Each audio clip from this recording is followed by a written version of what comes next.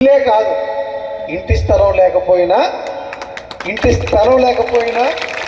ఇంటి స్థలం ఇచ్చి ఇల్లు నిర్మాణం చేసుకోవడానికి ఇల్లు మంజూరు చేసి కట్టుకునేదానికి పేమెంట్ కూడా వెంటనే మన ఖాతాల్లోకి వేసేటువంటి గొప్ప విషయం. ఇందరితో ఆగల 45 సంవత్సరాలు దాటినటువంటి అక్క చెల్లెమ్మలకి సంవత్సరానికి 18,750 రూపాయలు చొప్పున 4 సంవత్సరాల్లో 75,000 రూపాయలు ఉచితంగా ఇస్తానని చెప్పి ఆ రోజు మాట ఇచ్చాడు.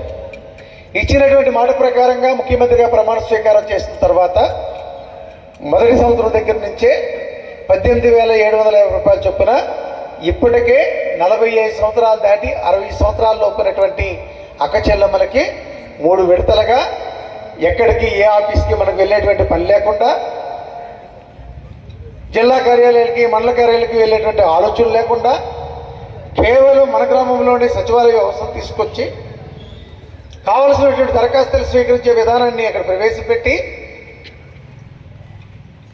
ఆ దరఖాస్తు కూడా మనకి శ్రమ కలగకుండా మన వీధిలో ఉన్నటువంటి ఒక 10వ తరగతి చదువుకున్నటువంటి వాలంటరీ వ్యవస్థ తీసుకొచ్చి ఒక అమ్మాయికి ఒక అబ్బాయికో మన కుటుంబంలో ఉన్నటువంటి పిల్లలకి అటువంటి అవకాశం కల్పించి వారి ద్వారా ఆ దరఖాస్తు నింపించి ఆ పథకాన్ని నేరుగా అమరావతిలో ఒక బటన్ నొక్కితే జన్మభూమి కమిటీలకు లంచాలు లేవు, సిఫార్సులు లేవు, కులం చూడలా, మతం చూడలా, ఏ వర్గం ఏ పార్టీ అనేటువంటి ఆలోచన చేయలా.